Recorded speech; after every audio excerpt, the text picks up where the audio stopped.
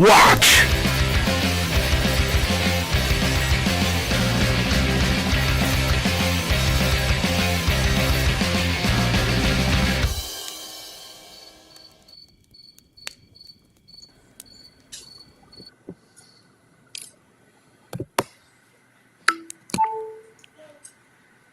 Hey, what is Hello. up, everyone?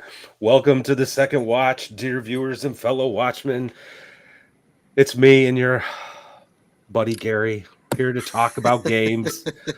We have a special guest on. He's waiting in the wings, and we'll get him on in just a second. Ben Gibson, Coldlight Press. But let's get the formalities out of the way. Gary, how's your week been, man? Man, my week has been great. And since we want to keep this conversation to gaming, I will say that I got to game this week. It was really nice. It was early in the week. It was Monday. It was sort of a, throw together, let's do this real quick kind of thing. Yeah. But it was awesome. And as much free time, it's crazy. I even advertised to my players, I'm available this weekend. And everybody's busy because it's Memorial Day weekend, and I don't know if I'm going to have a game Saturday. But yeah, we'll see. I'll be running my Gods of the Forbidden North campaign with the Rules Cyclopedia, and I've also kit bashed it with RPG Pundit's Old School Essentials #3. It's got some awesome alternative magic systems in it, so I'm allowing players to use like this alternate magic skill to like pick up some of that stuff. They're excited about it, which is nice because it's a hex crawl and they're used to the more story gamey type stuff. So we'll see what happens. But I'm very excited. Well, you know what's going to happen because it happened to us. We've seen it happen many times. You get a room full of people who all of a sudden want to play OSR games, and they go, "Can I just get full hit points?" The list that we've made before, you're going to have to run down that whole list. So breathe deeply. Yeah. It's gonna be okay, and by the end of the session, they'll love it. You know what I mean? Oh, one of the guys I said, just trust me. Just trust me. It's going to be awesome once we start hex crawling. So, group initiative. What? Oh yeah, dude. I'm going to take this skill that gives me quick draw. We don't do that here. Yeah, no. So, but all right. I think. Yeah, let's get Mr. Gibson on. I've got nothing. Nothing's happened in the game. Yeah, I have no news either. I don't care about Twitter. I do want to know where Chubby's at. Other than that, I'm good to go. All right. Hey, Ben. Hey, gentlemen. How's it going? It's going well. Thank you. Ben, for people who don't know you, Ben does Coldlight Press. Just came out with Adventure Sites 2, which is available on DriveThru RPG. It's free for all you cheapskates out there. I know how you are. So, Ben, real quick, just for people who may not be familiar with you or with Coldlight Press, give them the quick spiel, and then I want to start grilling you about campaigns. Yes. Absolutely, man. Yeah, so I'm Ben Gibson. I work with my own little private publishing label, Coldlight Press. I publish just adventures out of DriveThru RPG. My biggest knowledge, people knew me first for The Fall of Whitecliff, which is the first adventure that I put out. It got bested by Bryce Lynch. That kind of put me on the map early. After that, I just build adventures. Most of what I do is pay what you want, so people are welcome to come on there and check out whatever they want. Actually, I usually say, hey, please get this for free, and if you liked it, kick in bucks. But I like people trying before they buy.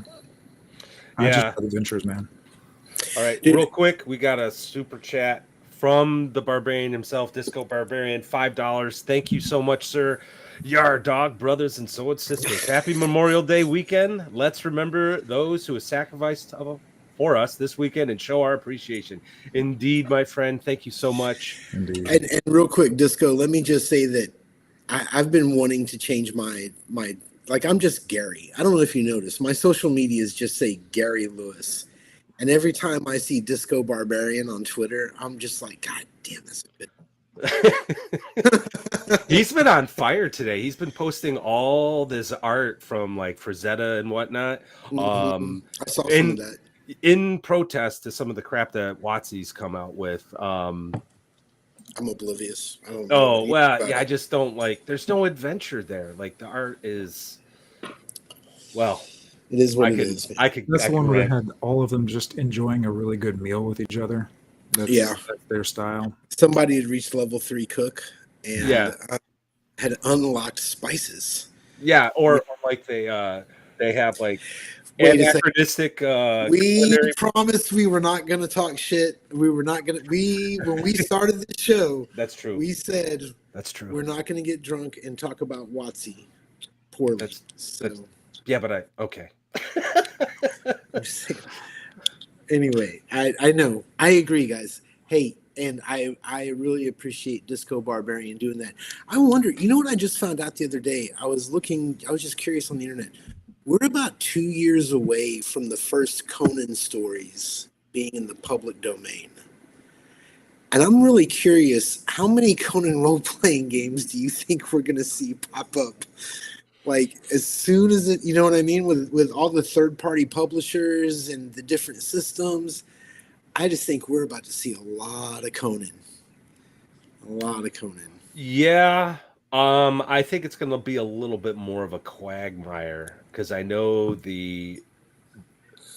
well, all that stuff is. I mean, it's above my pay grade, and I studied that shit. Well, not Right. that particular area of law, but I think it's going to be very, very, very sticky. People are already doing their own sword and sorcery with Conan-like images and stuff like that. So yeah, we'll see. We'll see. Sorry, I didn't mean to get sidetracked. I always do that. I'm all for them coming in. Yeah. So I looked at adventure sites, and would you say, I guess for me, that's kind of where I know you guys from the most, Yeah. would be the adventure sites. And I was looking at number two. I haven't had a chance to really read through number two.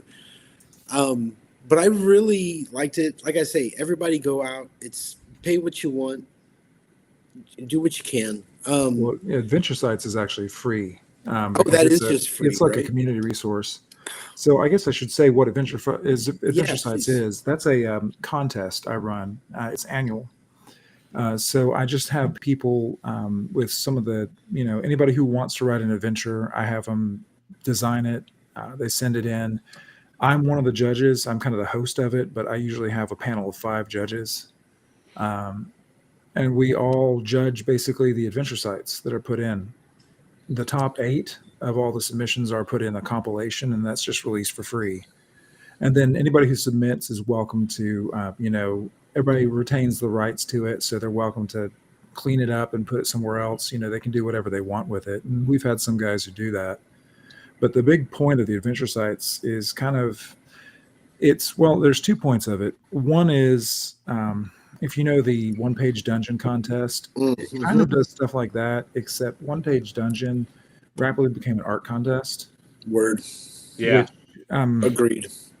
I mean, like the initial pitch is great. I need one-page dungeons. I need small little pocket adventure sites to put into my sandbox. But if it's an art contest, then it doesn't have any usable at the table stuff. And all of us judges are committed to, is this good at the table? We'll have different opinions, but every one of us is like, will this play? And that's what we're kind of looking at. But the other big reason for the Adventure Site contest, what gets everybody excited is actually I promise personally to review every single entry and to give a detailed review for every single entry. Because for me personally, I have grown as a writer and as an adventure designer so much from feedback. A review is good. A good review is nice. It makes you feel happy and everything, but a bad review actually helps you even more. I don't usually give bad reviews. I usually try to find something positive and something, to improve with every site. And most of the other judges do that too. Some of the judges can't manage all of them. We had 30 entries this time around, which is, wow, that's a lot. Like I said, I'm the only one who's going to commit to reviewing all of them, and I review a lot just on my own volunteer. Anyway, that's something else I do with my blog. Yeah. So I love doing that, but everybody loves getting feedback. All these people who enter, like the winner and the second place guy in Adventure Sites 2, neither one of them have ever made an adventure before. Oh, They did really? an awesome job. Yeah, both of them did an awesome job. They're fun, interesting adventures. I mean, they've been playing for a long time and they've been running for a long time. But both of them had awesome bangers of a site. The first one was the winner was Tower in a Lake, which is like this like sunken tower being it has magic keeping the water mostly out. It has merfolk and a few custom monsters. Has all kinds of just great creativity. It's a wonderful place to hit. And the guy had never done any of this before. Same deal with Yeah. Napoleon, who's the second one. He had the Copper Circle, which is kind of this. It's more of a puzzle dungeon, but he runs AD&D, and in AD&D, the Tensor's Floating Disc is one of the 2 spells that you have to quest for. And so he built the entire dungeon around the floating disc. Obviously not cool. Tensors because, lawyers. Right. But it's all built around floating discs. And so that's kind of the point of the whole dungeon. And I mean, they're smart, they're fun, they're something that would be a great night of play. And neither of them have done this before.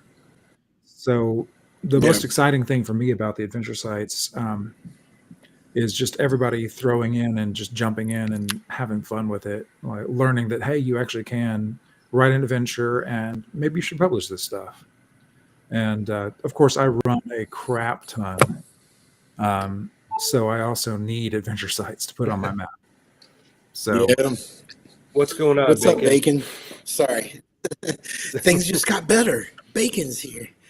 Yeah, it's funny. I'm gonna pester you about this all night probably. But I just started a new sort of one-to-one time campaign, and I'm constantly looking for maps and adventure sites, and Adventure Sites 1 and 2 is great. For those of you that haven't seen them, I think the key word is usable. And I think you guys have heard me talk about that before, that, I'm not against the artsy, fartsy, dungeon or anything like that, but I need to be able to use it at the table. I need to be able to read it and see what it is. And Adventure Sites, everything, there are hand-drawn dungeons in at least one of them, and it's completely usable. You can use it. So definitely, those are free. One Page Dungeon, I really liked One Page Dungeon when it started. I even liked the goofy, what was that goofy dungeon with Garble? It was supposed to be Bargle, and it had like every trope that there was. I remember when you talked about it. I ran that for my kids, and they loved it. It was every goofy thing you could have in D&D. But you're right. I don't know. I mean, it was, 3 years into that? And it maybe not even that long. And it became pretty unusable. I think that was also sort of the part of the impetus for who was it that did the no art punk contest dungeon? That was Prince of Nothing. Yeah. Because they're just, I mean, don't get me wrong, like I'm a Lamentations guy and I do like Zach S's work, but he's part of that art punk style of presentation and it looks pretty. Like to this day, I will defend A Red and Pleasant Land. It is a beautiful book. But I will also tell you that I do think it's usable. Yeah, Frostbitten and Mutilated, great book. But I would say Zach S is sort of like the exception to the rule for some of that stuff, because some of the, like, I like crapping on Morkborg too. Morkborg, it looks pretty, but Morkborg looks like something you're supposed to shit on, dude. Just look at. Sorry, trying to reference a rule. I mean, I know it's rules light, but it's it just, the art overtook the game ability and some of that stuff, and it's nice to see kind of a shift away from that, or at least try to find a balance, like what Zach S has tried to do, for example. But I wanted to ask you, so I mean, this is the second year you've done it, Adventure Sites competition. What was the motivation? Like, what got you interested in doing this? Well, it's kind of like I said, just like I want to pass on the benefit of contests to other people. I was actually in all 3 of Prince of Nothing's compilations. I have an adventure in every No Art Punk, which was interesting exercise, and it was educational for myself. And it was good to see it was always good to see the reviews because he does. I mean, okay, I'm not going to promise a Prince review because he does like 2,000 something words minimum. And he Yeah, has a hilarious bombastic style. I'm going to be a little more direct. I'm going to sure. be a little more on my feedback. But it's just I want to do that. It's also just entertaining to me. I love seeing it, and it's also kind of refreshing because if you've hit my blog at all, you know every Monday I do something called Crapshoot Monday, Yep. which is where I will grab a free itch.io adventure. Um, and I am a fool and an optimist. I am always looking for something beautiful in there. And so I've been doing it for 2 years now. That's every single week. That's about 100 adventures. I've found 7 that are usable and enjoyable. Which is the adventure site contest. It's way different. Like everybody is, just focused on making something usable, not making something art, making something that's, and sometimes they make beautiful things too. Like I like art, but I will say when I'm reviewing, I was like, I'll highlight, hey, this artist is great. We're not reviewing this is not an art contest, but I just love giving other people feedback. That was the first passion. I just love to review stuff that's good, and I want to expose other people who are doing good work for the community. Because when these guys start putting stuff Yeah, out, for I sure. want them to be exposed, and I want them to be like everybody to know this awesome stuff they're doing. I'm curious. I'm not against dungeons. Having products that are artful and looking good. And are there any that you found, especially that you're like, okay, maybe this is a little bit more artsy fartsy, but I do like it. Have you found any that kind of ride that and are able to do it well? I would think it would be a singular creator, right? It would just be that one random guy, but I haven't found it. Do you So know there's of good anyone art that is does it great. well? This is one thing that I endorse a lot. It's called an Echo Resounding. It is by the man Kevin Crawford. Oh, okay. Yeah, it's not well known. I'm getting it Yeah, right Kevin now. Crawford's amazing. Um, he has just like the thing is he has a beautiful art laden book. It has all kinds of full page spreads. It has beautiful art. Um, I use it a lot for my like mass combat and domain stuff. I love what Kevin Crawford did in this book. I also play his Stars Outnumbered. He does great stuff, but he also, he picks his artists. He does all this stuff, but he also focuses on playing. He wants first and foremost his stuff to be usable at the table. I think that's super admirable. Hmm. It is, and I think that I I think that any current game designers, especially the independent guys, that overlook that. I don't. You can't do it anymore. You have to pay attention to your layout. You have to pay attention to your usability. Love it or hate it, games like OSE, they changed it. They just changed Oh it yeah, for everybody. yeah. Oh, by the way, Mr. Gibson, our good friend Brian is also He DM just Cloaker in the arrived. What's chat. up, Brian? You had asked, we love you, Brian. Oh, Go ahead, put his question up there, or his statement. I don't know. Temple the Moon Priest is an Temple of the incredible Moon. one-page dungeon, maybe top 10 in the history of the contest. I use it as a Shadowdark game system introductory adventure. Yeah, you would, Brian. No. It's funny. What's up, Hey, Chubby? Chubby. Good for you, man. Yeah. Hey, actually, that Brian, I agree with you. I think that, especially if you're playing a Theater of the Mind adventure, I do think Temple of the Moon Priest is really good. The problem is with that game, and I know he put out like a player's map that's not labeled, but you're still kind of giving stuff away. It's a great concept. It looks really good. I've actually run it, but I do think it falls into that sort of art punk category that it's on the edge of usable. I don't think a new DM should grab that and try to run it. Somebody with experience can. So it's kind of So funny you say that. If not to reference again my reviews, one of the side projects I do on my blog is you'll see a tag map thinking. The Mm-hmm. top review, like the top of it, is on the Temple of the Moon Priestess or the Moon Oh, Priests. really? Yes. Where I kind of go into it, I first of all say, like, the first thing I'll say is it's a gorgeous art piece. Like, that is beautiful. It is. It is great. I use it, however, to be exhibit A of the sins of isometric maps. Oh, Because 99 times out of 100, those things are made to inspire love in the DM, not to be used by the players. yeah. And Yeah. I go through like the map of the Temple of the Moon Priest. I'm like, it's a perfectly fine dungeon. Like, it's a fun dungeon. Every part of the design actually does work. It's fine. But the map, that gorgeous, beautiful map that you see it and you're just like, I want to play. Well, as soon as you actually like, I've got to translate this. I've got to translate this to players.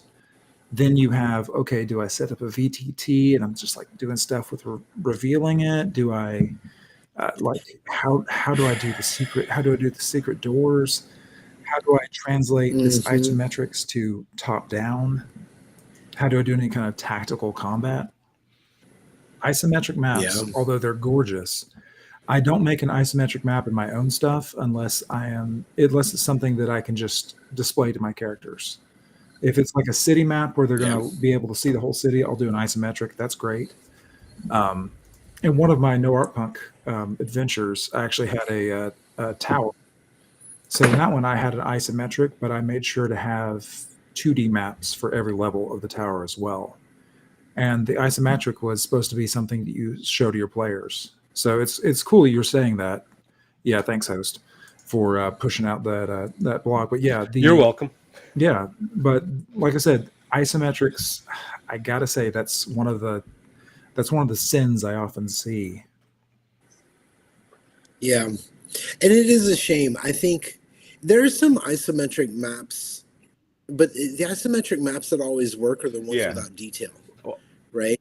It's just the flat maps, and then what's the point? You're just showing Well, off. I don't know. look back You to know, was it the first isometric map, Castle Ravenloft?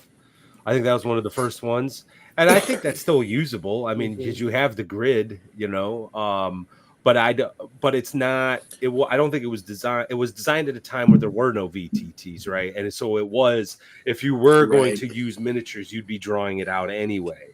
So I think it's interesting that like map design and adventure design, especially what you're doing, actually has to take into consideration the technology. Because I'm at a point in my gaming where I don't want to use VTTs because I think it takes away too much. I prefer Word. theater of the mind, and in fact, with the exception of a few confusion over some description in a playtest I did the other night, last night. I think it went pretty well. One of the I was testing a horror game I'm writing, and one of the players actually said he was creeped out. So I think that was a success. But if I was using a VTT, you know what would have happened? Someone would have clicked on something that didn't work, and then we'd have a 20-minute conversation about how to make it work, and the atmosphere that I had been building, the horror I was trying to build up to would have been gone. So we would have been looking at the VTT for clues. Does this tunnel connect with this? Yeah, that was actually, man, I had fun. We'll talk about that later. But I did have fun. I'm at the point, man, I have done such a 180 from a few years back. I really have, because I just tell players maps aren't my responsibility. Yeah. They're yours. This new campaign that we are 5 sessions into this new campaign I've started, and it has flipped my brain on how these things run. There's so much that I'm never taking responsibility for again. Like, I've drawn my maps, and you're never going to see them. If you want a map of this place, make it. And I've noticed that my players are so much more engaged. The less I speak, right, the more I just give them the physical descriptions. Anyway, yeah, I'm not using VTTs at all. We're using the dice roller in a VTT. That's I think VTTs really hindered. I think they've really hindered the hobby. I mean, yes, they have their. I understand they were meeting a kind of a market need, but I mean, I even play. I played OSR style games with OSR dudes, and they're just like no VTT. I'm like, yeah, this is like old. This is old school. Like we're gonna do theater of the mind, man, and you're gonna map if you want to map. You know, so with that in mind, Do you use the VTT typically? Do you use a VTT in your game? Or me? So Yes, sir. yeah, Sorry. so I Yeah, do you. like I do all my fantasy gaming in person. I run a West March campaign. I've been running it for like 5 years now, and I do all that in person. So that's all in person maps. I do a Stars Without Number game every week, and that one I use VTT because it's good friends I have across the country. So you Right. know, yeah, I like being able to connect with people, but Stars Without Number, it's not hyper tactical, and it's not a lot of it. Sci-fi has a different set of needs than fantasy. Yes, it does. And to the point, me and Matt have been having an ongoing argument. And shortly before we started this show, not an argument, a discussion, and I think we disagree. we might. I'm of the opinion that I don't know that D20 can handle sci-fi stuff. I feel like there's a crack. There's a place where the rules kind of break, and you have to make an excuse for these higher levels of power. I don't know. That's just me. I just my favorite sci-fi. I've played D20 sci-fi games, and they're never my favorite sci-fi games.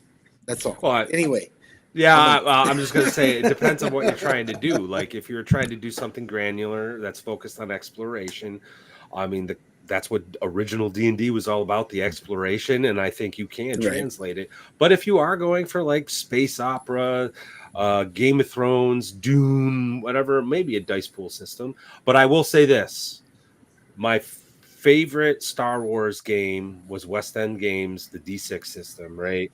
Even though hell yeah. my So second fun. favorite is Edge of Empire. I can't remember. Was it Fantasy Flight with the funk? Yeah, It was Fantasy Yeah, Flight. Jim, I ran I that think. for you. You were like, I don't want to Yeah. use these 20 dice. And I told you, I said, if you play this game with somebody who understands how the dice work, yeah, you'll have a good time. And I remember second session, you were like, man, this Yeah. is kind of fun.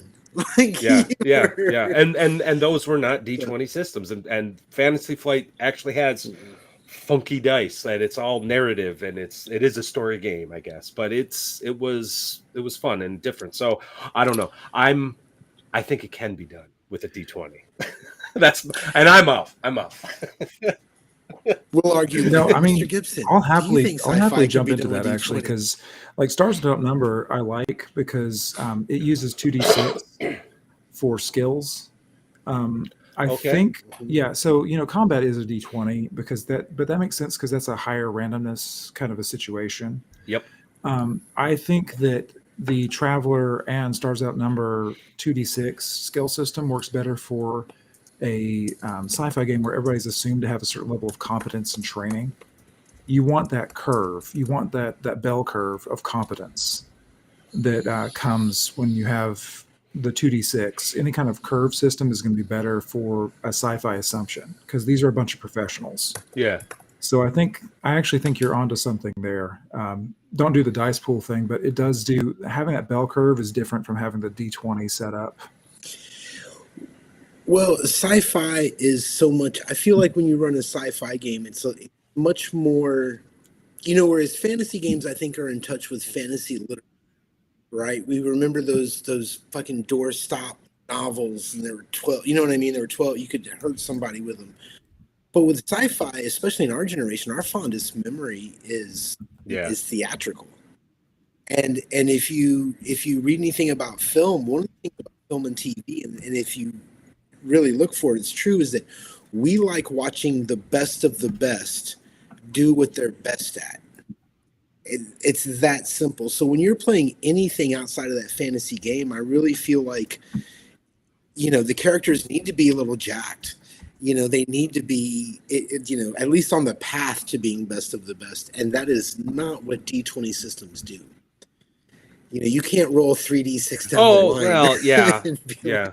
But the thing about the 2d6 bell curve frequency distribution or probability distribution, I should say, is that a +1 goes a long way, and a +2 goes even further. That's why when you look at Traveler, +3, you are like the best of the best and a rarity. At least you're supposed to be, right?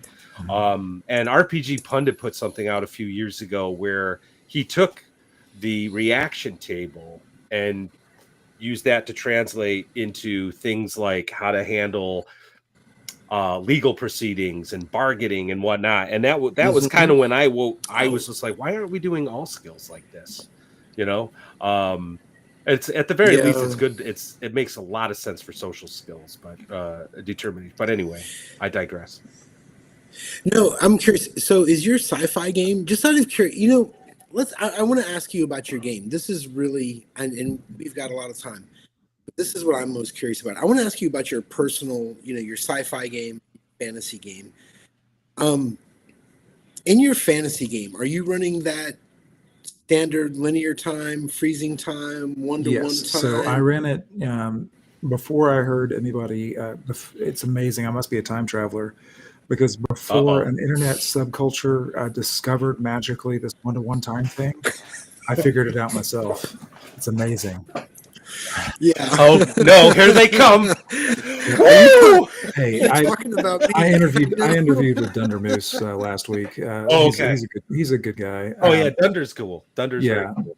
But I was going to say, it's one-to-one. It's pretty one-to-one. I mean, they will go on expeditions that are like for a night session that take up multiple days sometimes.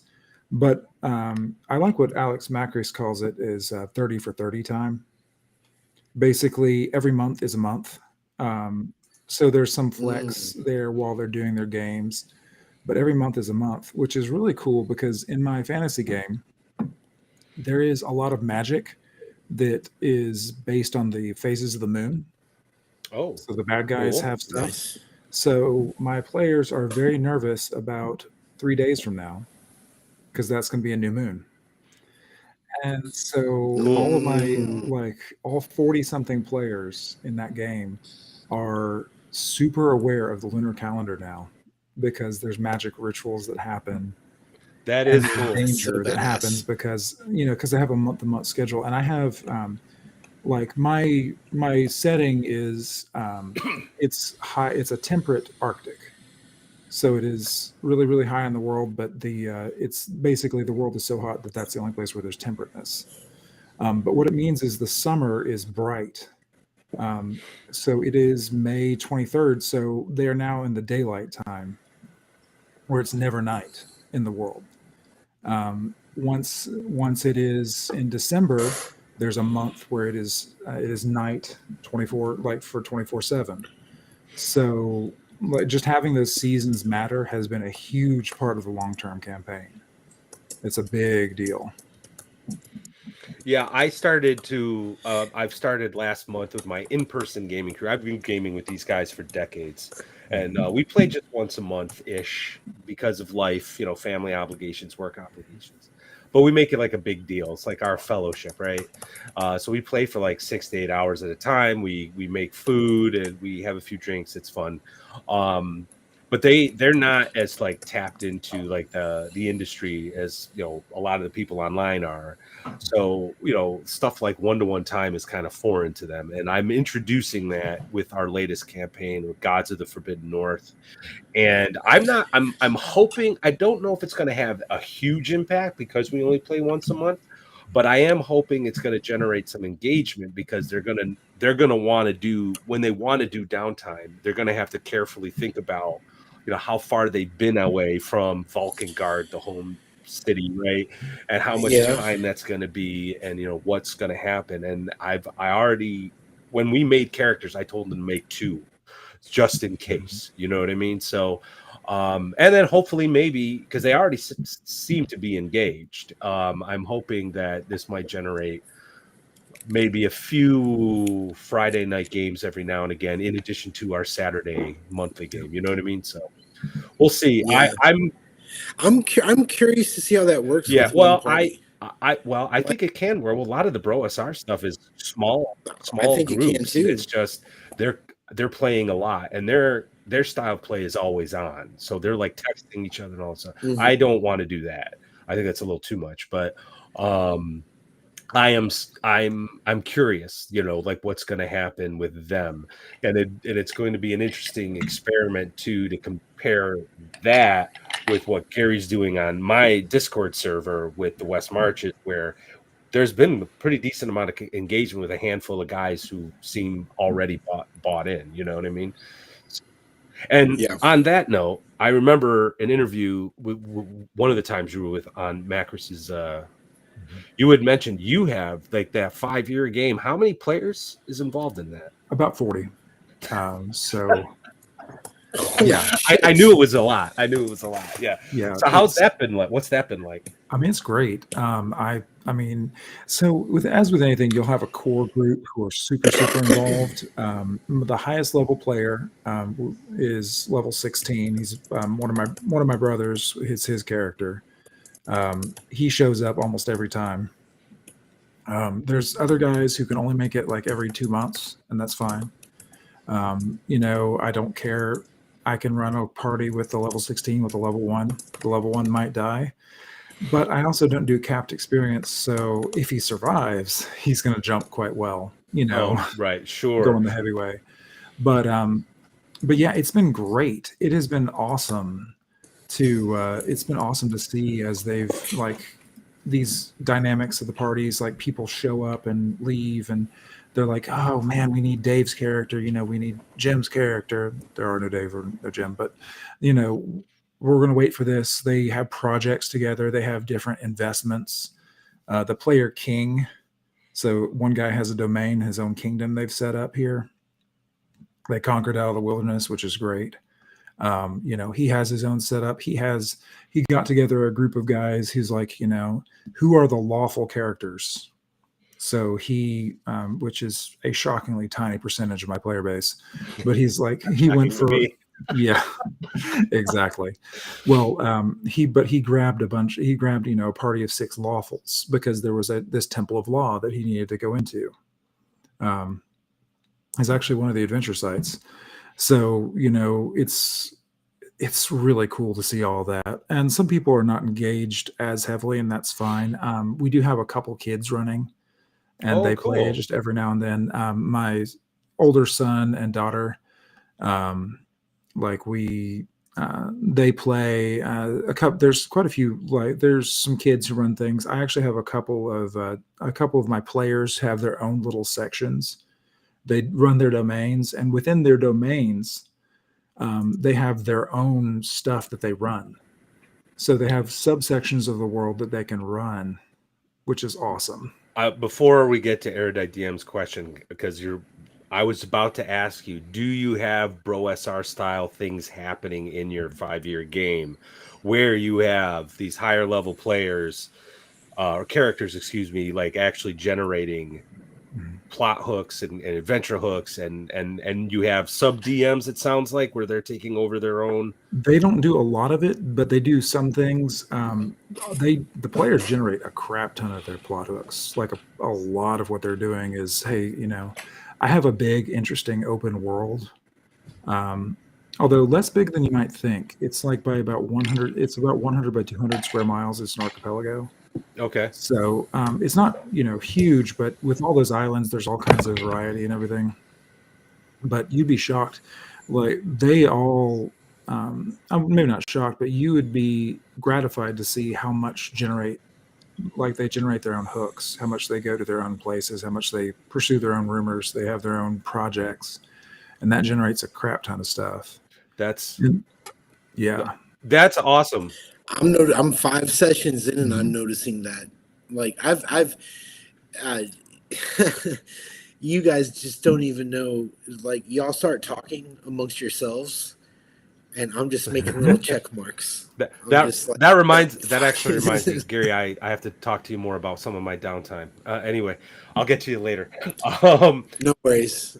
I think I owe you a spell. Going back to Erudite, we'll get to your question, I promise.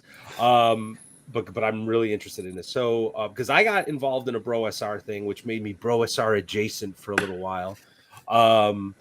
It was called Broriental Adventures. It was probably the most infamous failure on the planet. We played for like 3 weeks, 4 weeks, and this very inexperienced game master, there was like 62 players involved. It was yeah, and we were using OSC, so it was not a complete system. Like if we were using something like Axe or first edition D&D, I think it would have played a little smoother, because then players could just talk to each other and figure out what to do and not constantly go to the game master. Hey, what happens now? What happens now? But what was interesting to me was the fog of war and how that impacted everybody else. So like I was on Dunder Moose like a few months after it happened, and we were talking about apparently my character had like this reputation, and people were allying against me because of all I was doing was shit talking, just like, but they honestly thought I was getting ready to like set fire to the city, which was true. But it was really fascinating. So my question to you is, how much does the fog of war play in your current game? Well, this 5-year game that's been going on, like, is there conversations you have with players to like help them guide with their decisions? Do you guys powwow, or is it just, hey, this is what so-and-so's doing, when it happens, It's usually more, I talk to all of them, and they have their own little projects to do the side. It's way less PvP than a lot of the bro style games. Okay. That's actually one of the things I have like written up in my like intro document. I was like, this is a team sport. I was like, no intentional griefing. Now accidental griefing, one of my players did just recently bite it with a lightning bolt through where he couldn't see through a wall of fire. Oh, so that'll happen. Player stupidity will always kill players, and usually not their own. But well, actually, no, characters. I've never had for legal reasons, I have to say, I have never lost a player. I threaten my players all the time. It keeps them in line. I only threaten my brothers. There's a lot of holes in that West Texas desert, let me tell you. Lots of holes. But they definitely do. But what does work, which is kind of what you saw in Ben Robbins' original West Marches game, is there's a lot of competition. Yeah. A lot of them are like, dudes, we gotta check out this temple. We gotta hit this temple because, if Zilban the Magnificent hits it, then man, that's all getting looted. We have to go, and that guy, he uses his stuff recklessly. We gotta, that's a fun part. So it's not, strict PvP where they're fighting each other, but there definitely is a lot of rival plans in that way, and that's fun. Yeah, that's definitely started happening in Gary's game, because I'm playing in it, and like for me, this one particular, I called it the Shattered Tower. That has been like my baby. Yeah, I was just like, my character's like, I'm all about this, and I didn't expect it to survive the first adventure, and so that's been like my baby. And so there was around your third or fourth session, people had been talking about going to the tower, but I couldn't make it that night, and I'm like, I felt like a jilted lover or something, you know what I mean? Like, I was like, no, that's mine, Well, and that, I'm curious, your game has been going on for quite a while, and it's an in-person game, so there's probably a lot of differences. I'm at a weird stage in my life where I'm at an odd age to have as many young children as I have. But, anyway, so... Humble brag, by the way. Humble brag. I'm an old man. Anyway, so it is really hard for me to do in-person gaming on a regular basis. And the internet, honestly, I'm going to tell you the truth, I may have lost track of gaming if it wasn't for COVID. Like, it was right before COVID. I remember telling you about this, Matt. Like, I was self-employed, and I remember, like, my lessons were kind of drying up, and gigs started drying up, and my game started drying up. I couldn't, it was like all the birds, in those disaster movies where all the animals are like trying to get it. And I was like, what's going on? And then, when COVID hit, I went to the internet, and that's where I met Matt and Brian, and then kind of discovered online gaming, and I think the West Marches style really, I think it's helped by online, right? I think it's kind of, it's easier. You can be more active. Do you run anything online, or is your West Marches game solely in person? Do you run Yeah, the West anything Marches online is at solely in all? person. Or Like I said, I run the Stars Without Number yeah, online because we got some good friends we've been doing that okay. one for, well, Is that one to your no, Stars Without Number, that's or very is that episodic because okay? because it's like 7 weeks to jump between systems and that, so there'll Right. be some issues there, and it's a single party. That's a fun group actually because they're a bunch of good friends we've had since college, so we've known each other for a long, long time. Some of them are in California, some of them are a city away. So Yeah.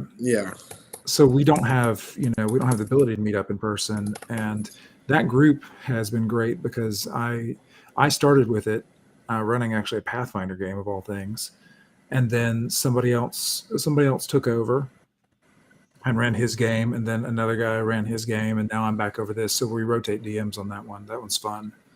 But that's different from the West Marches. The West Marches, it's all in person. I actually recruit a ton from my church. A lot of us go to the same church. Oh wow. Okay. And that's just generally how we know. How often do you usually run that in-person game? I run it about 6 times a month. So, yeah. Oh man, I'm jealous. Well, I would well, it love helps. to be able to do It that helps with that like one in of the person. players. It helps that one of the players is my wife. So we like. Yeah. So you'll see us on Twitter. I'm the more extroverted one, so I'll do these interviews. But BK Gibson is kind of our we write fantasy novels together. We work together a lot of stuff, and my wife is super into that too. So Well, that's she's cool. not interested in running at all. She's the introvert half, but she does, and she's not playing every time, but she plays at least once a month, which is definitely we're together in a lot of our hobbies, which is fun. So Yeah. My girl has no Yeah. idea what I'm. She's glad I have something, and there was one night where me and my oldest son, I just wanted to kind of try out DM Scotty's Easy V6, which if you got kids, man, that's a great game if you just wanted to play for an evening. But we were trying that out, and she sat down with us and played, and she was a good sport, and she did all the stuff, and that's it. She has never sat down again. as an aside, the best intro for newbies who are maybe a little unsure about TTRPGs, I've found is actually Dread. If you've ever heard of that, it's the Really? Jenga Tower game. So it's built to be like a high tension. It's a high tension like horror game. Any action that has any doubt, you pull a Jenga block. Oh, So you have physically interesting. the Jenga tower in front of everybody. So when you're starting out the game, nobody's in danger. But there's a physical artifact in the middle of the table, the Jenga tower, that you're making pulls from. So the night gets later and later, there's more and more pulls from the Jenga tower. I'm gonna have to look into this. Yes, That sounds awesome. It is super good for. I mean, it's fun. Like I wouldn't do it anything long term with it, but I do it like 4 times a year. Right. And it is super fun and it's a really good introduction for people who've never done role playing before, who are maybe intimidated by all the math. Like that is a really good introduction because just that physical Jenga is a really cool way. Like it's worth checking out if you didn't know. I mean, all you really have to have is a Jenga tower.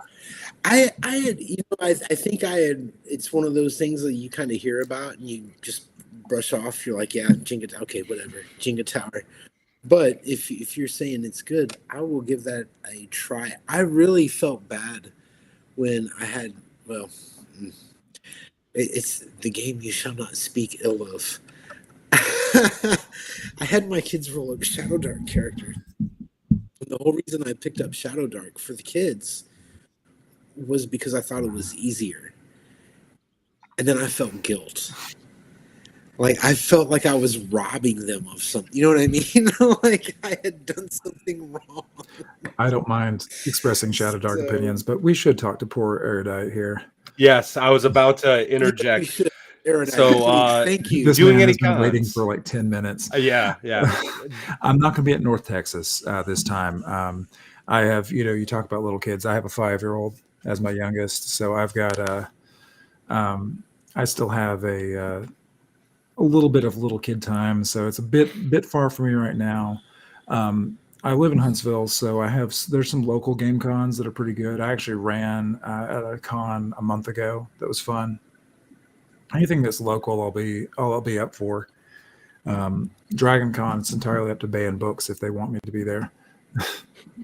I entered into one of their we entered a short story into their contest, so if they put us in the finalist stuff, I'll go there. But yeah, I would like to do more, but it's not currently in our travel life.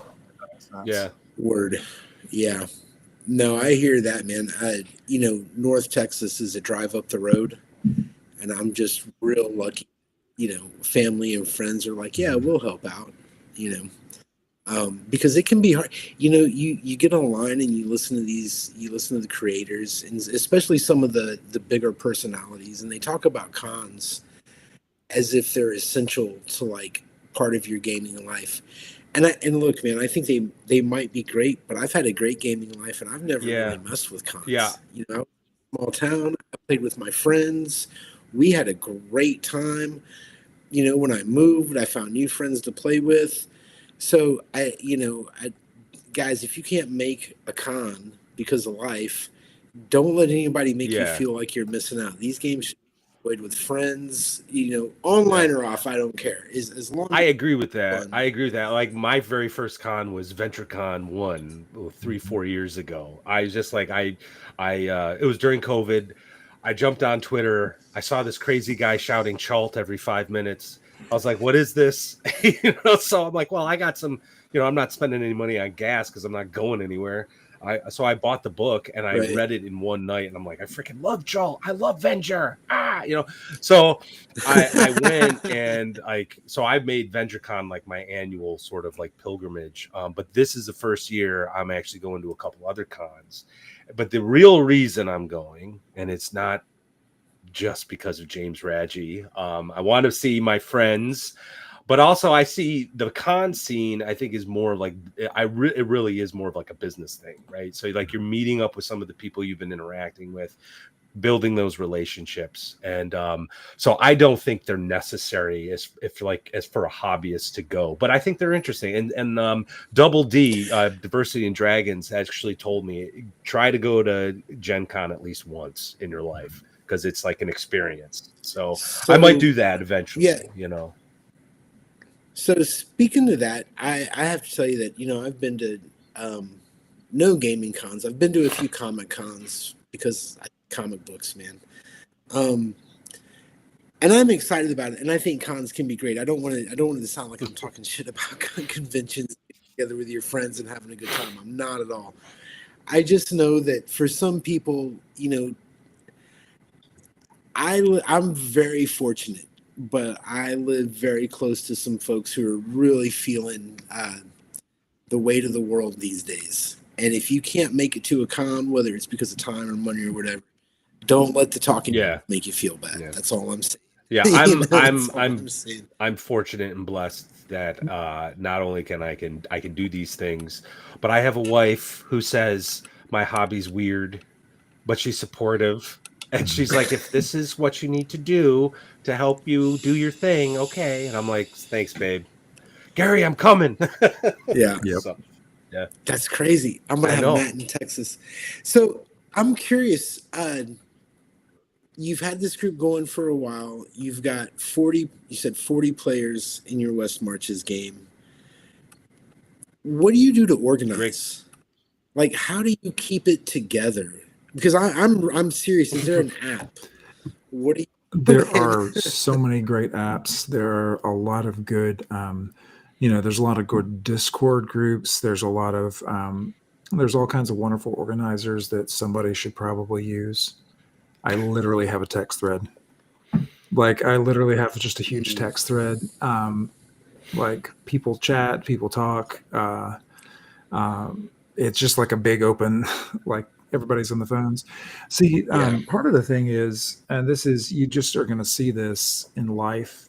Players are low commitment, and that's not a criticism. It's just like life. I mean, I'm Yeah. low Yep. commitment. I'm not picky when a friend is running the game. I'm very picky about the games I'll be running. But if a friend wants to run like Root, you know, like Right. that's Powered by the Apocalypse, I have no interest in running that. You know what, dude? You're my friend. I'm happy to play. Like I'm happy to play in anything, and that's players are a Right. way lower impact. And so I discovered the more stuff you add, the more barrier there is for players to just jump in and play. You sign up. It's probably my experience. It's that way with kind of anything that you're organizing. I coach both my kids' soccer, both my boys' soccer. It's the Been same. I there. mean, I love it. I love coaching for them.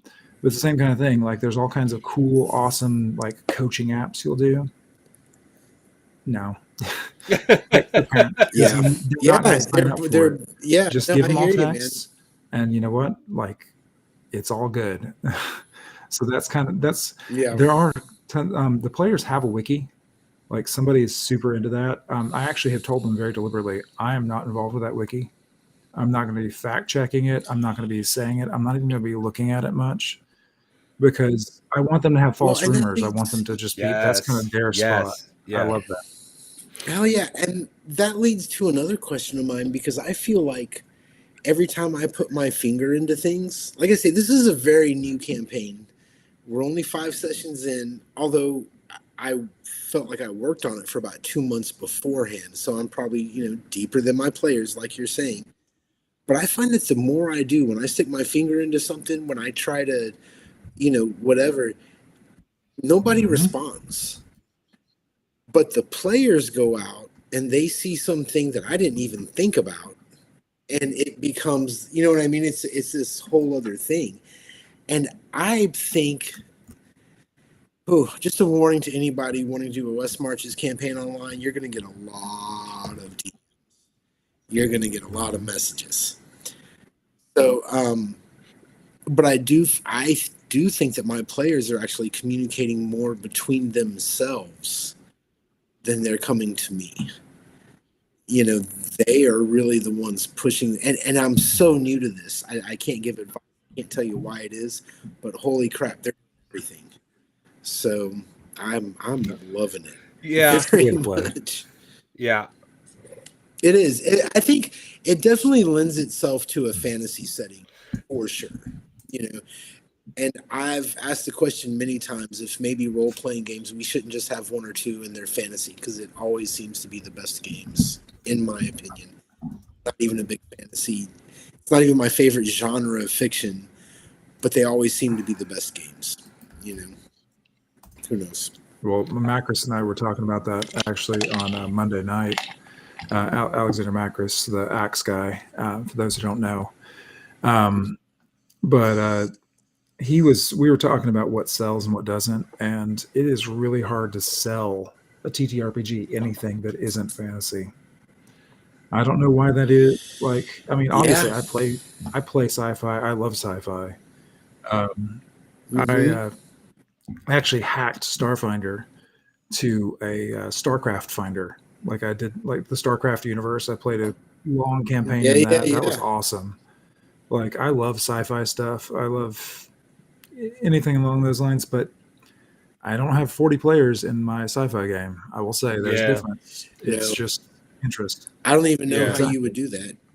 I have no idea. Well, I will say this for some of you guys, I think it would be easier.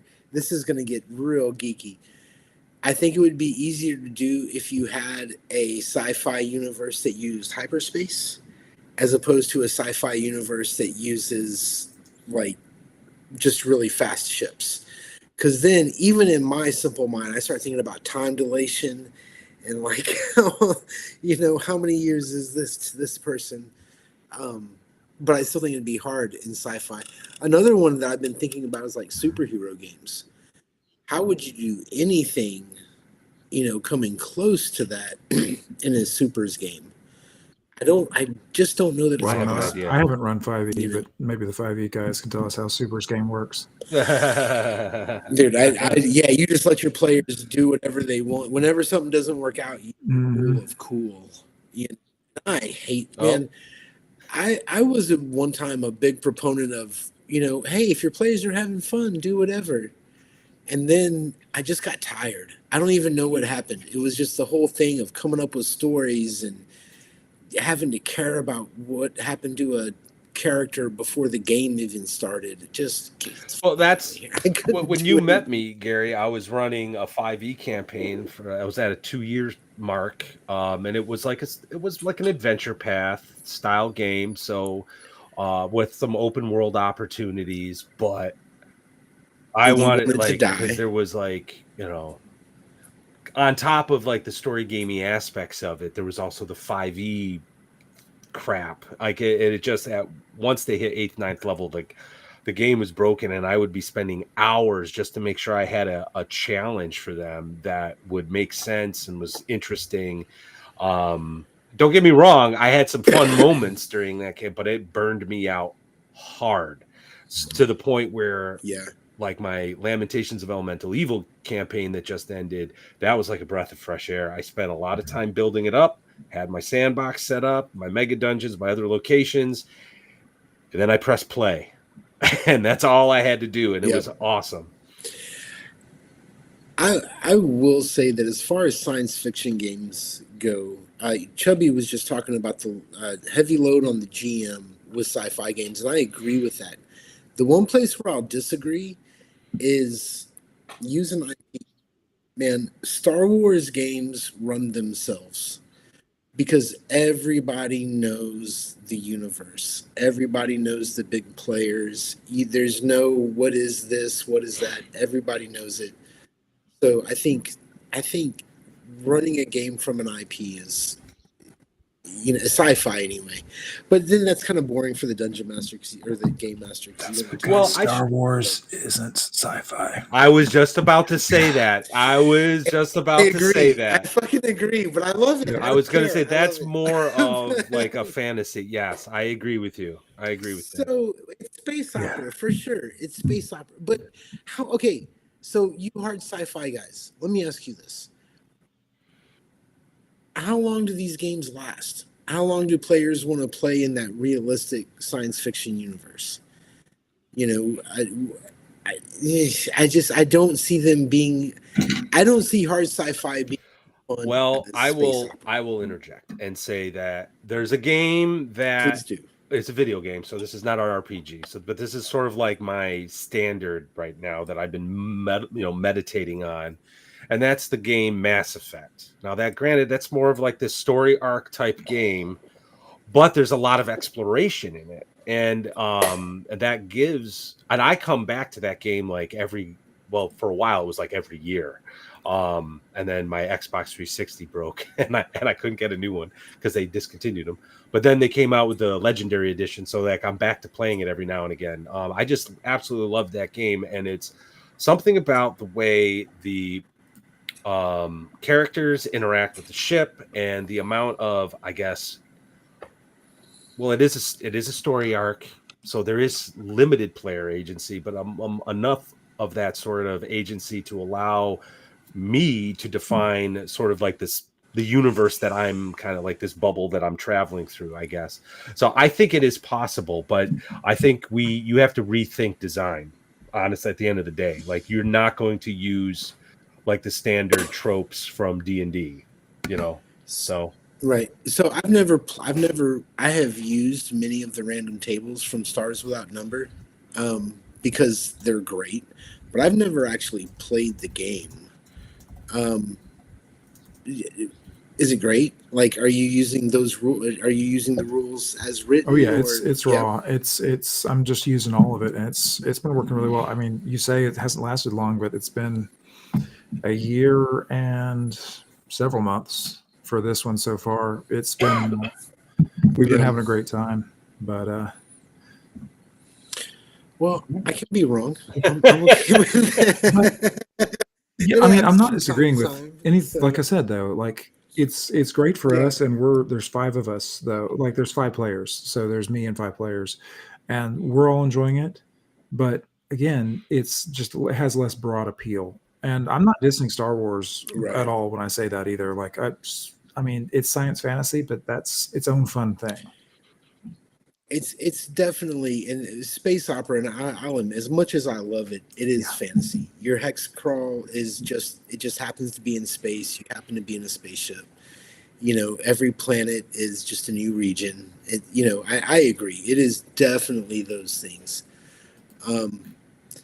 I also, Yeah, well, it is what it to is. something that you said earlier, Gary, I think, and we've actually talked about this on other streams. Fantasy taps into the tropes from way back in the day, the pulp writers and all that stuff.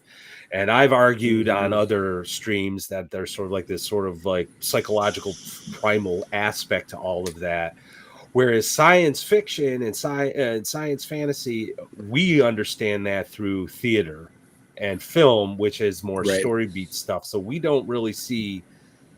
I mean, there are episodic stories out there like Firefly. There was a show, Farscape. I wasn't a big fan of it, but it was kind of episodic. So I mean, that stuff is out there.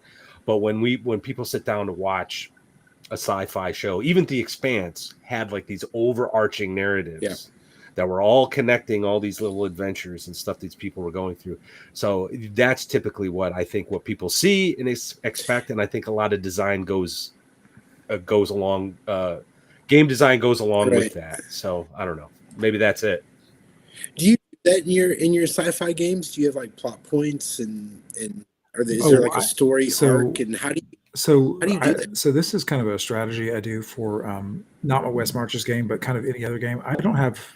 I even did this with like my old Pathfinder game.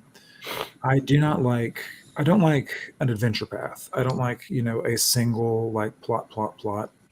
But what I do like is I call it a sandbox with a point.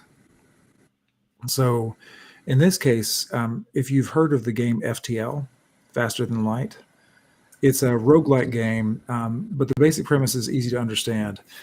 Basically, the premise of FTL, the game, is you're a single ship. You are being chased by a huge rebel fleet. You've got to go to the rebel base and destroy it before you're destroyed by the rebel fleet. Well, I have a similar kind of a plot set up for my Stars Without Numbers game. It's they are all in a single ship that was being used as a logistics contractor for a Federation fleet. There was a rebellion at the start.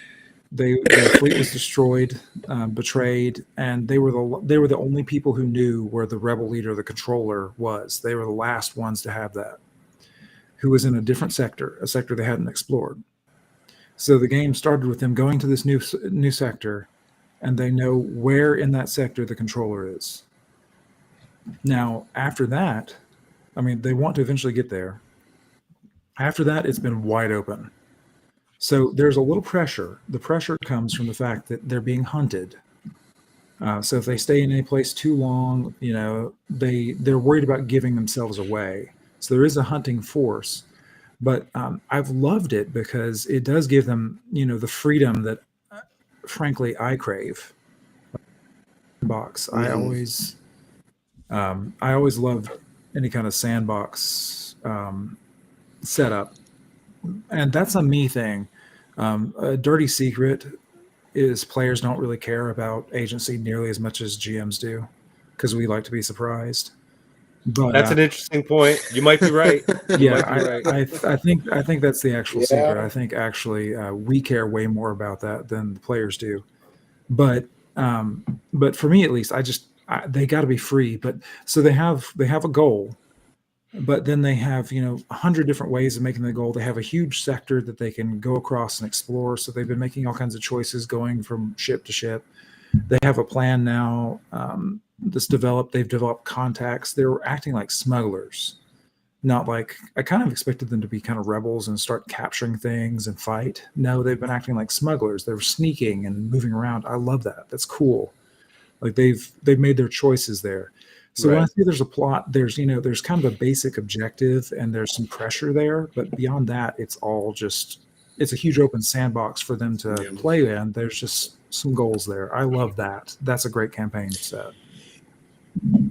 You know, you had said something. You said something just a second ago about maybe players don't care about agency as much, and I would have been so inclined to agree with that, except for I've got a couple examples in this new game where I feel like I have a few players who are more excited than they've been in any of my other games, and I don't think they.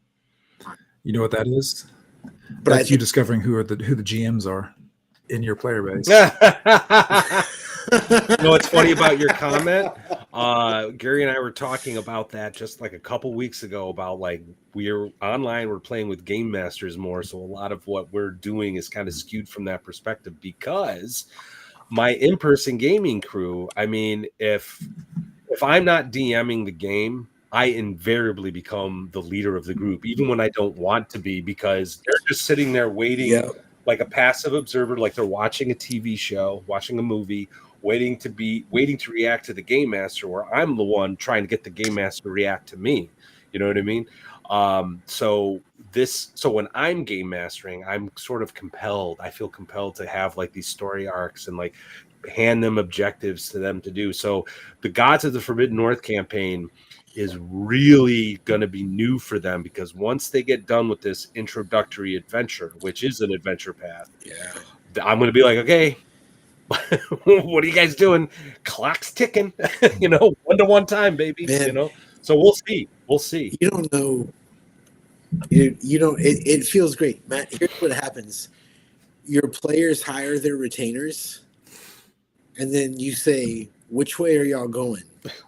And you sit back in your chair, and they play the game. They play it. You know what I mean? It is like when you guys have taken over.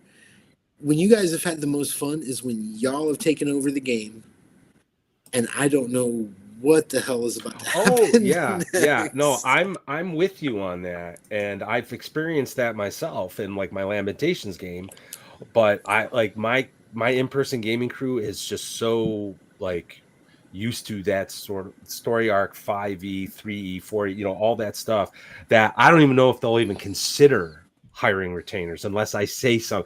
I think the next tomorrow session is going to be more of me guiding them. Okay, guys, you guys want to go out. You might want to consider this. You might want to consider that. Hey, did you buy your stuff before you leave? I might have to do a little bit of that tomorrow. But after that, the kid gloves are coming off because I'm borrowing from. There's this guy on X. Everyone should follow him. He's been gaming for 45 years. His name's Eric Rabe. He does some really amazing stuff, and he likes talking about it. One of the things he does, and I borrowed from him, is he has a wall of glory where every character who has died gets put up there, and then they toast to his death. So to like encourage my players not to get upset that their characters are dying, I'm doing exactly that. We have a super chat. Disco Barbarian, $5. Thank you, sir. Newer generational players way more invested in agency. They've never been mind controlled to kill a friend, and honestly, their weakness shows. True that. So Joy. So I want to kind of get back a little bit to what you were saying about some of your players who have some limited DMing skills. How did that actually come about? Did they like approach you and say, hey, I have this character who's now controlling these hexes, or like, how did that come about? It's actually the other way around. I saw the ones who were interested in running stuff and who had their own creative inputs, and I just asked them. I was like, hey man, do you want to have this? So the biggest set was the guy he's a high agency guy. He's the king that I mentioned. He set up his own kingdom. There was this little area that hadn't been explored in the mainland, in the biggest island. Dyson Logos, if you know, he's a map maker who just like posts tons of free stuff. He posted a 10 map dungeon that had like all kinds of awesome interconnections. It was all a bunch of postcard size stuff, but it just had huge up and down, all kinds of interactions. I was like, I have a thought of a dungeon here. here's a set of maps I was looking at. Would you be interested in filling out all these maps and running it? And he was super into that. He got excited. He was like, this is so awesome. Like, I've never keyed this before. I never won, like, he'd never done anything like that before. And he set it up. It was awesome. And what was really cool is I got to roll up a character and play it because I knew nothing. Oh, that's cool.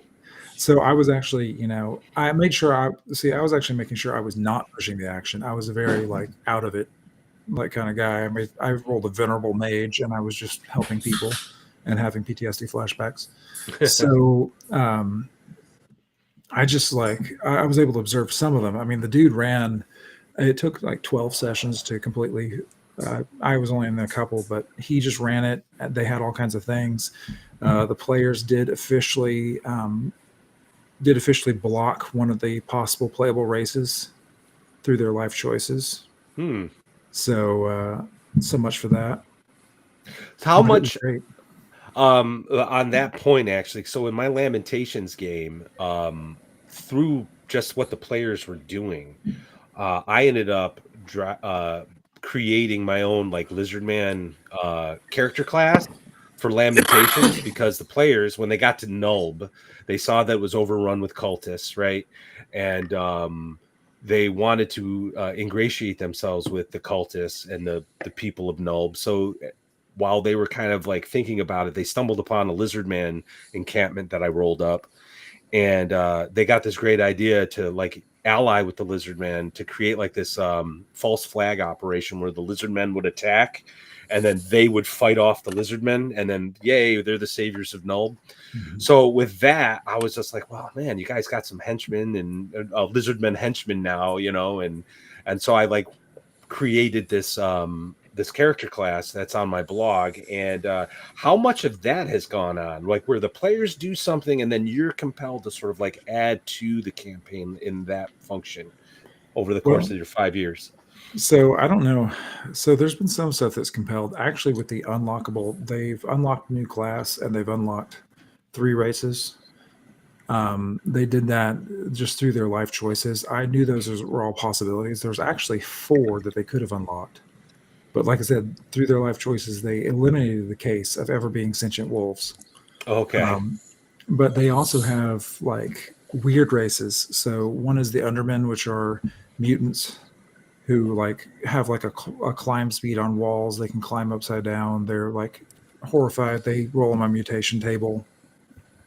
There's the Corvée, which are basically like a raven species. I'm not talking like Tengu, who are like humanoids with Auk, but right. I'm talking like actual sentient ravens.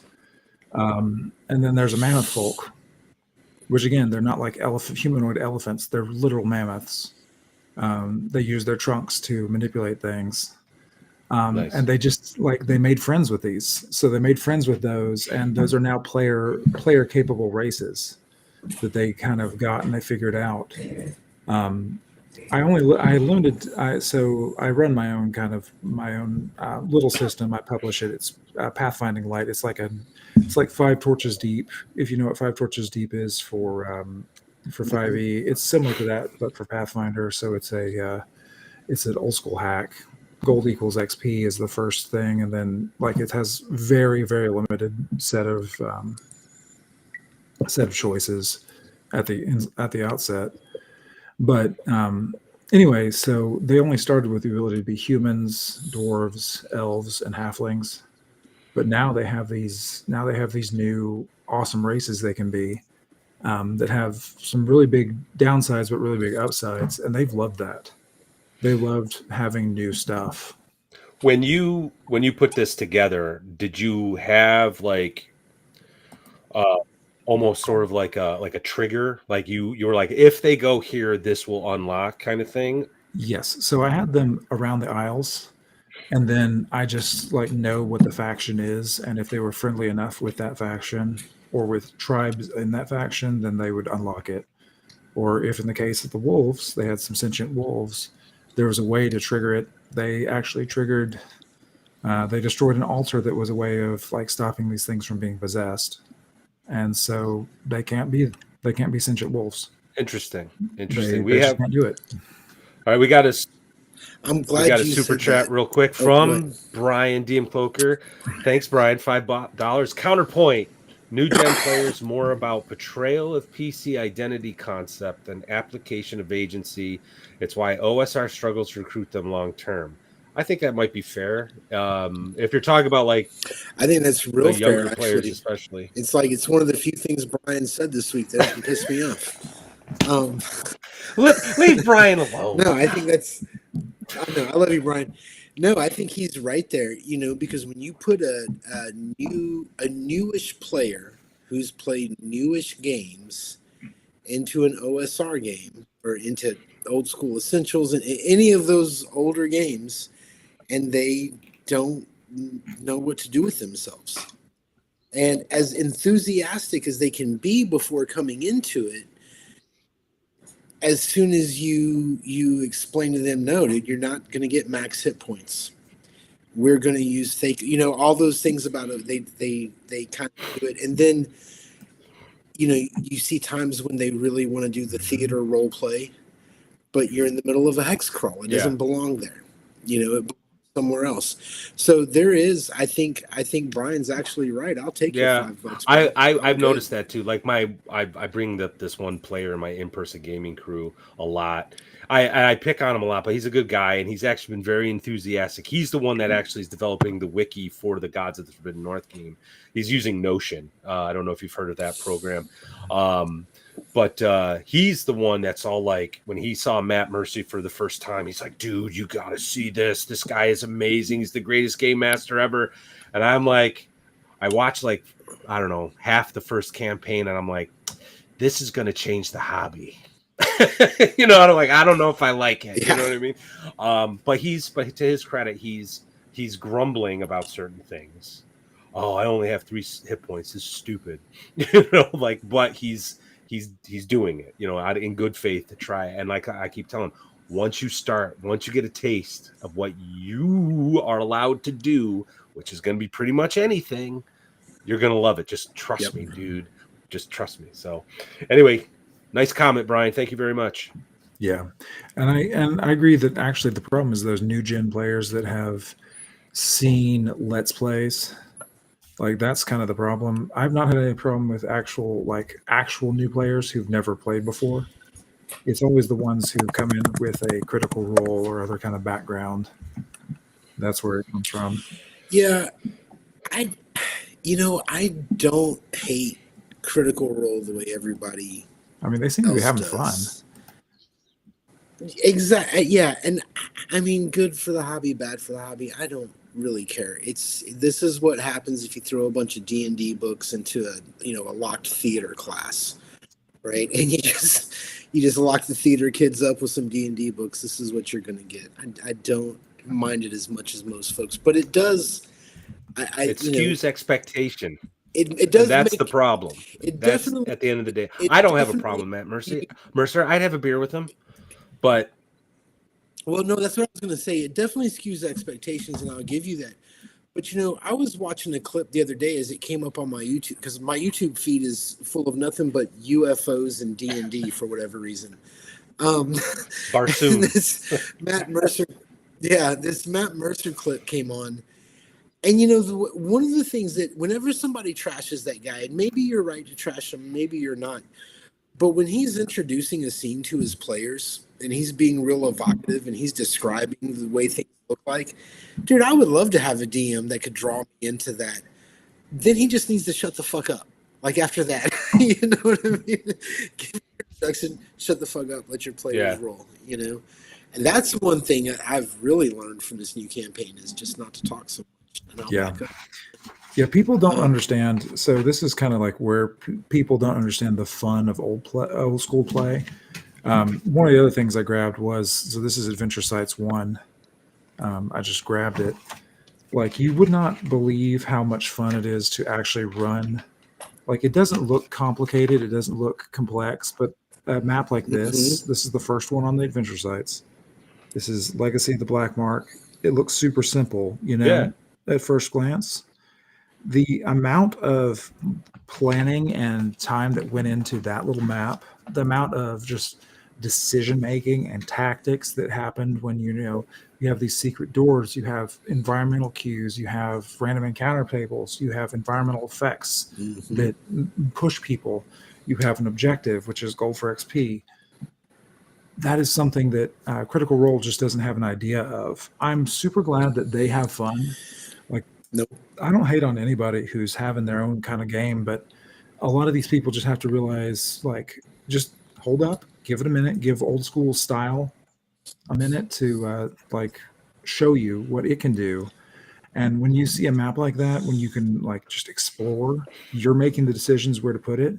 That's the fire right there. That's what I agree. I couldn't agree more. And the real fact of the matter is that, the game, Matt, the game that you and I played Monday together, you can't, I don't care how good of an actor you are, you can't put that on TV. Nobody's going to give a fuck. Oh yeah. But that's because it's that's It's ultimately like I don't want to belabor this point, but my ultimate criticism is that they're not playing the game. They are actors playing gamers playing a game, and they're doing it for entertainment. And I think, like I said, excuse expectations to people who get introduced to the hobby or kind of get enamored with that style of play, such that you run into the problems when you want to sit down and play an old OSR game. You know what I mean? And they don't. They're like deer in headlights. That's actually happened during COVID. On my birthday, I'm like, guys, we're you can't come over to my house. We're stuck. Blah blah blah. I want to run a game. Jump online with me, and this is what we're going to do. And it was like, I had to like, okay, now you have to do this. Now I got to think about that. It was like they were deer caught in headlights. So, but anyway, actually, that side note actually brings me to a question that I have had. Do you use minis in your game? I use minis occasionally. So I always have a map, but it's usually graph paper, like tight graph paper. Because they're mapping. My dungeons are huge. The ones I write especially are huge, vast scope. So we don't usually we just don't have the table space to run with minis. And I find minis are great and fun for big climactic battles. So I have a ton of minis. I will break them out if it's going to be some kind of big thing where terrain really matters. But for most stuff, I don't break all that stuff out because it slows down play, and speed is key, I think, for running, especially when you're running for a big table. Like, speed is key. So we don't need theater of the mind because we have a map in front of us. We like show the pencil, like we're like, I'm here, you're here, the monster's up here. Right. That's what we'll be showing. But what we don't, we don't usually break out all those minis, but we'll do that. When the guy, R.I.P. Theseus, when the guy got nuked through a wall of fire with a lightning bolt, that was when minis were out. Minis were out on the map. So like big climatic stuff is all about minis, but I just don't have time to run it out all the time. Yeah. Yeah. Well, and I'm kind of having this issue with this new game where I'm using a mapper and we don't really have a VTT where the players can necessarily share the map effectively, I guess. Sometimes somebody's drawn it on a piece of paper.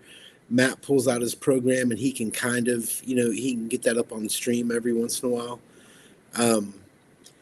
But there's been some confusion during encounters because there's 6 guys online. You know what I mean? Everybody's talking and and I had never used a caller before. So like I'm trying to get used to doing that. And the caller had never been a caller before, those kind of things. So I kind of go back and forth. It's like, man, minis would take care of this problem, but it would also extend the length of the game just so much, And I feel like anything I do regarding a map is gonna like that. I just don't want to take any responsibility for maps. DM, Professor DM actually used to refer to it. I'm sure he still does. Is the tyranny of the grid. You pull out that grid map or whatever it is.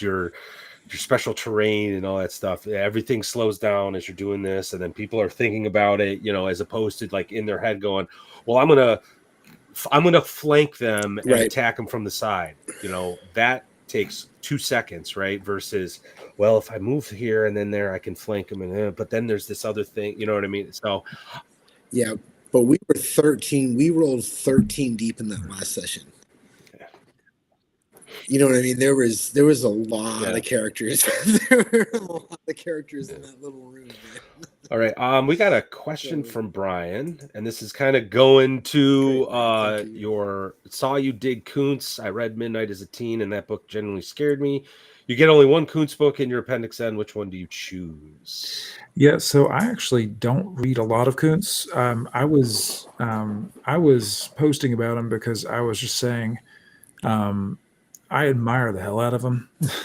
His genre isn't usually my stuff. I mean, he's a great writer. Midnight's really good. But I don't have a strong opinion on like what his best novel would be. But I just, on the writer side of things, I admire the hell out of anybody who just does that much work. The man works hard. He's a massively successful author, but a lot of people have this vision. So I'm on 2 different Twitters. I'm on the gaming Twitter and I'm on the writer Twitter. And there's this feeling of writer Twitter almost like success is something that will magically happen.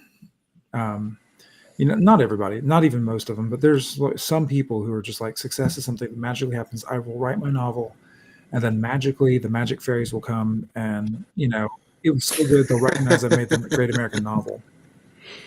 And I look at somebody like Dean Koontz, who is a genuinely amazing writer. He's genuinely just skilled at what he does.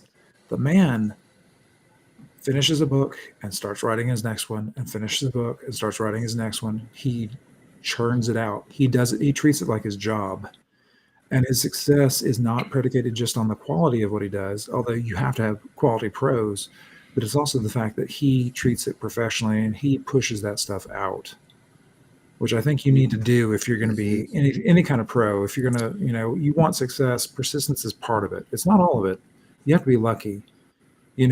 Luck is part of it too, and stuff happens, but you really just need to keep on pushing it. Got to tell you, it sounds like you're talking about all of our good friends Chubby, man. He's just out there working, putting that product out, putting it out. I was going to say to Chubby, since he's here, Alexander McCrease was looking for more guests on his Axe to Grind. Chubby, you should go on there if you haven't already, or you should go on there again, because I know you've done some Axe supplements too. Yeah. Dude, I love that game. I read Axe 2, and it's just like, but you know what? For me, because I don't know that I have I don't know.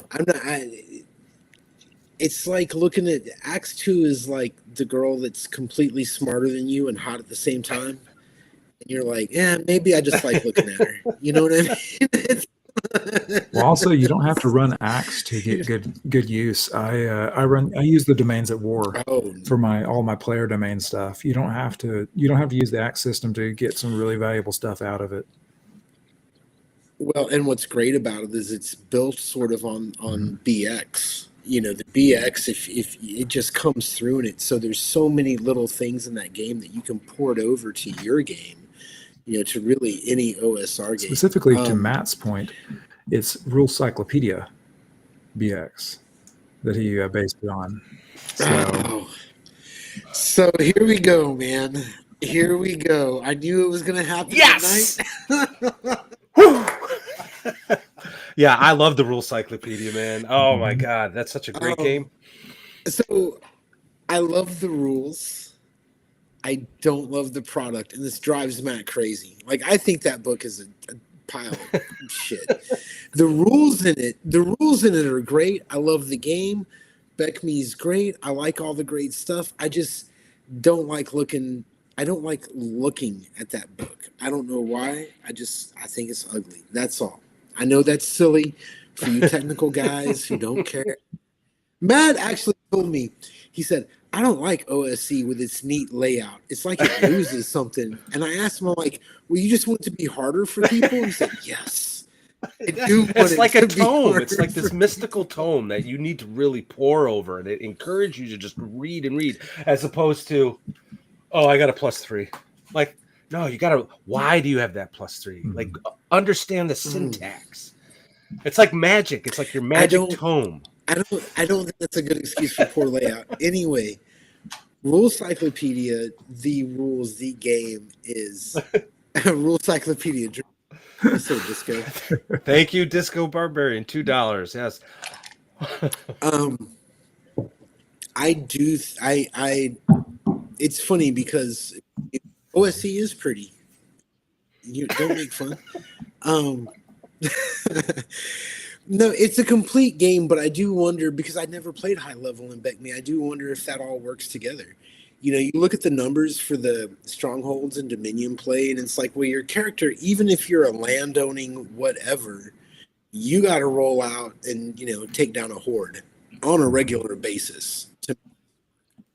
You know, so I do kind of wonder, I've never played at high level. Does it actually work? I know the rules are there, but does it actually work? Have you used War Machine? No, I have not. I have not used War Machine stuff. Yeah. I have. I'm glad you do. Yeah. Glad you're enjoying it. It's complete. It's a lot of math. Right? It's like one giant math thing, right? And I'm also a bit of a war gamer, so if you don't get that like moving guys along the board and flanking with like units and stuff, it's like you write out a math equation, tally up the numbers and roll. I think when I was younger, I didn't like that, but now that I'm older and I don't have the time to set up a 4 or 5 hour war game, it's really helpful. Right. And there's a quick way. There's also like this quick math version of War Machine in there that I've used on the fly when I had large number of guys in like my Lamentations game attacking the party with their little army that they used to siege the Temple of Elemental Evil with. And that made those combats go real quick and easy. So I like it.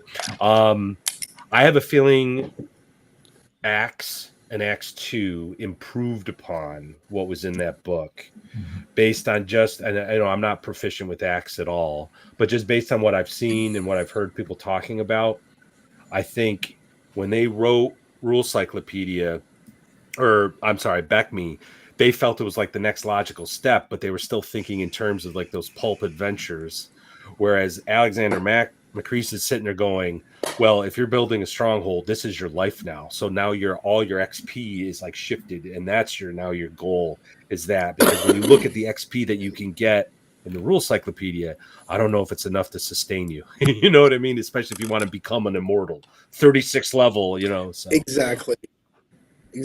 And I've been looking real deeply into Beckme recently because you always bring it up, and I always want to tell you you're wrong, so I feel like I should be fresh with it. But that brings me to a question. Do you have much in your campaign? Do you do much domain play? Do you have much mass combat? Is that something that you found your players even care about? So it's about 10% of the players. 10 to 15% of the players will enjoy that kind of thing. And I think that's what I was talking about with Macris. Like that's about his experience too. It's a minority of players who like it. The ones who love it. And that's great. The ones, and it's not just domains, it's also like property owning, like commercial ventures, that sort of thing. And that's fine. Like there are, I think 8 guys who are in my campaign who are spearheading things, you know, who are building stuff. A lot other else is like, I'm going to invest in this, or they have their own little side project. You know, one guy is really into alchemy, and so he's built out his own little alchemy side. But most of them are just like, I just want to be in dungeons and slash things, or I want to explore. And there's nothing wrong with that. But that's, I think it's a problem if you expect everybody to do it, but everybody likes having it. And everybody enjoys, everybody enjoys helping the king when he mustered them for the mass combat. I mean, they had again, is a new moon thing. Well, actually, that was the lunar eclipse in March. So, you know, in March, there was a lunar eclipse. Nice. Didn't, then all my players did. That was the time of a huge undead invasion. of the player kingdom. Cool. And they had 3,000 undead attack assault, but the guy had been preparing well. He had how many units? He had like 9 units, so he had himself like 1,500 guys defending a very well set up castle. They made it, but there was mass combat in that. They love that, but again, it's the sometimes thing. It's not an always thing. Yeah, I've been looking at the new. I don't know if you've seen them yet. The Helm March rules, which is sort of that. I want to say it's a take on chainmail, but I don't know anything about chainmail, so I don't know for sure how I what can the tell you it relation was to it inspired is. by chainmail. Yeah, I don't know, but I've been looking at that, and I even talked to a couple of the players in my game because they've been hiring It's a pretty lethal campaign. I didn't mean for it to be so, but it is. They're hiring every retainer, and I was talking about, well, you guys just want to do this D6 hit die kind of thing to make combat easier, and the resounding answer has been no. They want D20. They don't right now. I was like, well, what if they sent 10 guys from the keep with you? 10 of the troops. Nah, it doesn't seem to be anything anyone is interested in. So we shall see. You're going to need some troops, Matt. Let me once I get high enough level, was it 5th level? My mage can learn animate dead, and that's not going to be a problem at all. Oh my god. So you were talking about triggers earlier. I have some triggers, and I'm waiting for my players to follow on that will open up a couple character classes. Do you ever kind of want to speed things up in your game? Do you ever get tempted to have them find something a little sooner, or you just want to get to this? You're doing this open world, right? And you know that right here, if the players do this thing. Yes, I do. I get tempted. I am so glad I have not given into that temptation because it is so much better when they build up. They are right now starting to explore the final descent. So I have a tentpole kill a dungeon. I say kill a dungeon because it only has like 700 or so keyed areas. There is in this final fortress, it's massive, high level, incredibly deadly, incredible amounts of money. There is the final gate that leads to, well, I don't think my players are going to be listening to this. It leads to an apocalypse, which they kind of figured it out. If they open it up, it's going to unleash a demon horde and literally Apollyon. It might destroy the world. If so, then it's going to be complicated for my next campaign. But it is unbelievably epic what they're exploring right now. And it would have been cheapened if I had not let this happen, because I wrote this dungeon up 4 years ago, like this part of the dungeon 4 years ago. I've had this map ready for a long time. I actually play tested it in Axe with like an online group. I've been so eager for them to hit it, but I've just let it slow burn. I've let them discover things. I've let them just take their time. And I'm so glad they had, because it's been awesome to see them just as they've built and as they understand that, they have a lot of weight, that, this is kind of the key to a lot of things, but this is also a chance to destroy the world, and they have the appropriate seriousness for that. My playtesters totally opened up everything and destroyed the world. So I'm really glad. Yeah, I'm really glad though that it's been taking this long, because it's so much better when you do it naturally. Yeah. I have, I made this out, and when I started kind of fleshing I painted myself in a corner because, there's all this advice online on how to build your world out, or how to build out, start small or whatever. And then there's McCrease's book and everything. And I decided that it would be fun to have my campaign take place on a newly discovered continent and model it after like the colonies, right? Like you don't know what's out there, but you're here to bring this new land to heal for the queen, right? And then you realize there's no other towns. You know, there's there's a lot of things when you play in a game world that's already kind of established, and you have this town over here and this country here, you have all these built-in stories. And me trying to be clever, right? I am in this place where you guys, I don't know, it doesn't have all of the ingredients, right? There's some necessary ingredients kind of left out. Yeah, I but feel like. well, I would say, what you've done thus far though has allowed us like the mystery, like because we're not running into like a cave full of goblins. We're running into a cave of these like weird pot-bellied black furred creatures. We have no idea what they are. Well, there's rumors right there building off of that, right? They're like what and the Yeah. mystery, right? And then just recently I come back from the Shattered Tower, and as we're leaving, I noticed that someone else had been here, and I know I'm pretty sure it was not another party. It was somebody else in the new world. So like there's another faction out there, I think. So all these rumors are starting to generate on their own, which is kind of cool. Yeah. And I didn't make yeah, any rumors either I, because I, it was a new place. You yeah. guys were just And that was one thing I've been kind of biting my tongue on. I'm like, Gary hasn't provided us with any rumors. Uh-oh, is this a mistake? But it's working. And just out as a side, when I finally roll up the right character, I do want to make a fighter that goes out there and starts planting flags and building and pushing forward. That's all. I just got to get that character. Right now, I'm playing a mage that is kicking ass. But yeah. Well, it is. It's. And I wish that I would have. I wish I would have. I feel like I'm playing again like a kid, and I think that's one of the things. And all this talk about one-to-one time and West marches, yada yada. What I think people overlook the most is that you can have a couple friends call you up and say, "Do you have time to play?" Yeah. And you just play. You know what I mean? You just play a game, and it when you're playing the canned adventures and the adventure paths, I just don't think it's definitely not as fun for me. If you want to have more fun as a DM, give this a try.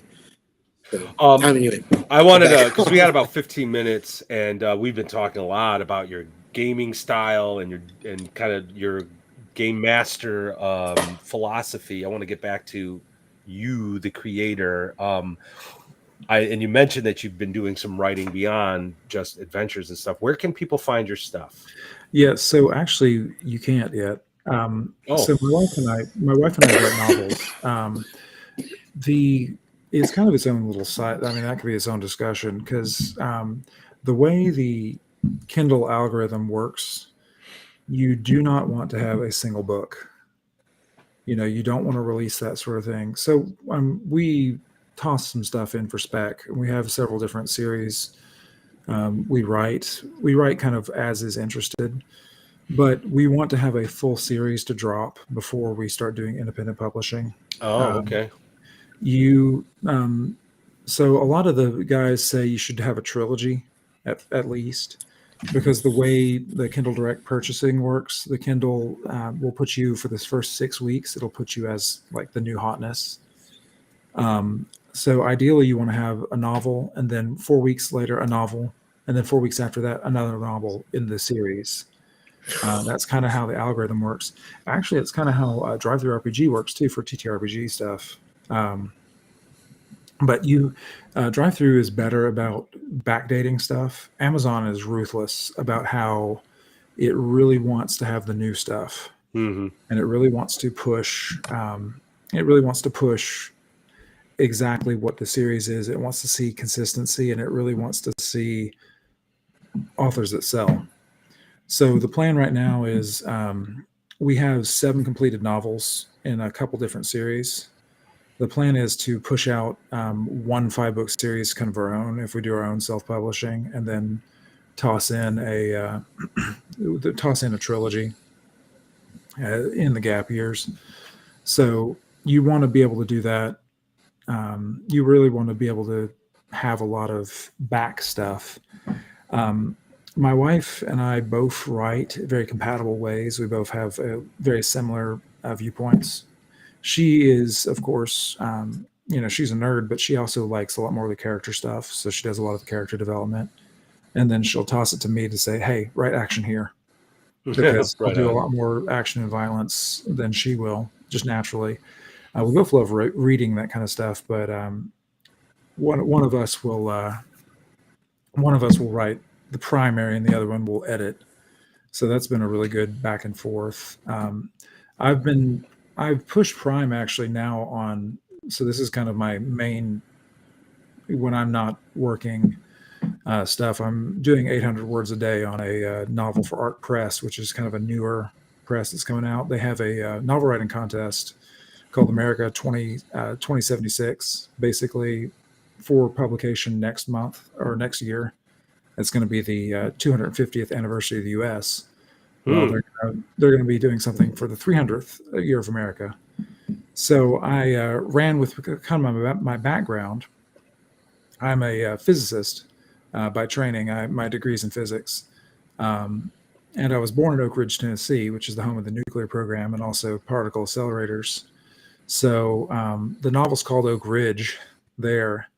And it involves opening up a portal to hell, UFOs and cryptids issuing forth, being stopped by local militia, Tennessee Volunteers, and Nice. National Guard. And then, because I want a triumphalist, I don't like nihilism. The third act is going to be pushing back and counter invading hell, and planting the American flag in hell, just like you should do. That's awesome. Beautiful. Beautiful. Advancing behind I a wanna nuclear see the- bombardment. Yeah, Great. nuclear artillery. So I've also done, back in the day. I'm on the NASA side now, but I used to work for DoD stuff. I trained a lot of soldiers. I worked a lot of comm stuff. I know a lot of the fortification. Bro, I want to ask you about UFOs so bad. Yeah, so I love any the middle sci-fi side of it. I love running definitely on the soldier's eye view. So I'm really I've been really enjoying all the writing process of that. But this is going to be a fun novel on that one. Well, that's really cool. You're like our first novelist that we've had on the show, so that's really cool. Well, please keep us posted when this stuff starts coming out. We'll help you and your wife get your stuff out because I think that's wonderful. And just kind of going back to the adventure writing side, I know you said you've written a bunch of free stuff, but you're on Drive Through RPG. I am. Do you have? I know you have the Weebly blog. Is there another website, or is it just those two places? I just had those main two things: is the blog, and then I have the website on Drive Through RPG. I do writing there. It's shocking how much publishing and RPG publishing kind of work together. And shocking, the Venn diagram is like this for. Sure. People interested in reading fantasy stuff and people interested in playing fantasy stuff. It's all there. So you real quick, I know we don't have a lot of time. We've got 8 minutes, and I've been meaning to ask you since we started, but right before the podcast, before the stream started, you said I had said something about, I didn't really we all write for our games. I don't know about publishing, and you said everybody should be publishing or something to that effect. You were very and that's kind of where the adventure site comes in. I want everybody to try. See, it's really hard to format everything for print. It's really hard to figure out what's the price point for print on demand. It's always kind of, you got to figure out who's going to get what to sell. But everybody should at least try writing down their adventures, making a PDF of it, adding maps, doing something that people will play, and putting it up on Drive Through RPG. You should try at least sharing what you have with the world. It can be for free. It can be pay what you want. Part of the reason why I do pay what I want is actually Drive Through RPG will prioritize that over free stuff. My initial was just I want people to play what I've written. But pay what you want is actually going to be prioritized by the algorithm more than free stuff in a lot of cases, unless you already know. So a lot of the reason why there's the free adventure sites is at this point I've been publishing adventures for 8 years. So that's why I have like enough pass to actually publish free stuff, and people, it doesn't get buried immediately by the algorithm. But Mhm. I think everybody should try to create, try to do it. You'll be shocked by how much your thinking changes when you're writing for somebody else to play whatever you've done. You'll see it actually improves your own stuff that you just run. Because I mean, I run, adventure sites. Again, I run like stuff from the contest. I run stuff I find, but Mhm. the most stuff I do, like probably about 85% of the content that I play in my games is stuff I've come up with myself. Mm-hmm. Mhm. But I've noticed a huge improvement the more and more I write, especially write for other people to use. It helps me so much in thinking about it. And I think everybody should just try to create if they can. I wanted to. I'm sorry, Gary. I just need to because I Go am ahead. 100% agreeing with you with everything you just said, and I love the positive attitude about it because this industry can be very cutthroat, and I think it can be very it's obviously very competitive. The margins are slim, yada yada yada. So I think it's wonderful to see that. I'm 100% supportive of that. I think game masters especially should be creative. Go out there. Don't worry about what some talking head is telling you about how to play your game. Blah blah blah. Just go out there and create. And I love that, man. It's one of the reasons why I jump on game jams all the time because you get these little parameters. You have like 3 pages, 7 pages, whatever it is, right? And then it forces you to be creative in this like confined space, and you just get better every time you do it. And with that said, Well, I was going to say, when is the next? Oh, go can I ahead. address Joshua's comment there, the Oh, top sure. one Was it? he had? Because that is key. Um, the whole GM as novelist thing is so good to be doing both if you have the impulse to do both. The worst thing in the world is to play with a GM who is a frustrated novelist and has like his story in mind, like has this desire. Like there's all these nightmare stories or these GMs. I have this plan for my guys. Like I have this plan for you guys to run there, and darn it, my players aren't doing the right thing. So Right. many horror stories become Mm. because a GM has that creative impulse that he wants to do for a story. That's an awesome impulse. Write a novel or a novella or a short story. Like write that creativity. Don't make your friends play act for you. Right. That's a good. Unless your Right. friends are in Yep. like an acting club or something. Don't Right. make them do it on the table because those are kind of two different things. So that's actually great advice, especially if you have that desire to make those stories. Write the stories. Right. When is Yeah. the next Adventure Sites competition? Because truth be told, I just became aware of you like a few months ago, and I'm all about jumping on those kinds of things. So I'd like to try. So when is the next one? Next one up, I'm going to start. I'm going to open up submissions for this November. So again, it's an annual site. I'll make sure to drop it and advertise it well on X. I'll make sure to drop it well. You said my website and drive through. We have a account on X, but like I will make sure to hit all the socials I can when it comes out there, and I welcome everybody who brings it in. I love reading that stuff. Yeah, You are, just so you know, you're I always was just welcome gonna to say come that. back here when you're getting ready to Yeah, let us know. This has been a yeah. really great We interview. really this has been great. For, yeah, no, thank you very much. Real quick, is there any, everybody has their little thing in gaming that they're kind of on right now. Do you have any, is there any advice, any one thing you want to say? Parting wisdom. What if imagine you're talking to all the gamers. What do they need to know? Probably, I mean, it's generic, but just play more.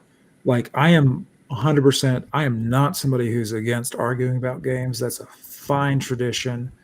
Yell all you want on the online, like get into all these fights. That's great. Don't worry about that. But darn it, play. Prioritize playing. If you do that, you'll find your perspective. Like all those arguments will matter less. I really don't care what somebody else feels about my game because I'm going to be playing in 2 nights. Like, I don't care. Like, all my buddies and I are going to have a great time. Like, I play regularly. Like that is the most important thing for perspective for anybody to have. Just play, man. Dude, I don't think we could. I'm sure Matt has something to say, but I don't have anything better to say than that. That's the I show, 100% man. agree. Just effing play, man. And on that note, I believe our watch has ended. Everybody, thank you so much for joining. Ben, thank you for being here, and I thank you for being accommodating as well. I was All sick right, last thanks, week. guys. All right, everybody, take care. Take care, guys. Good night, all.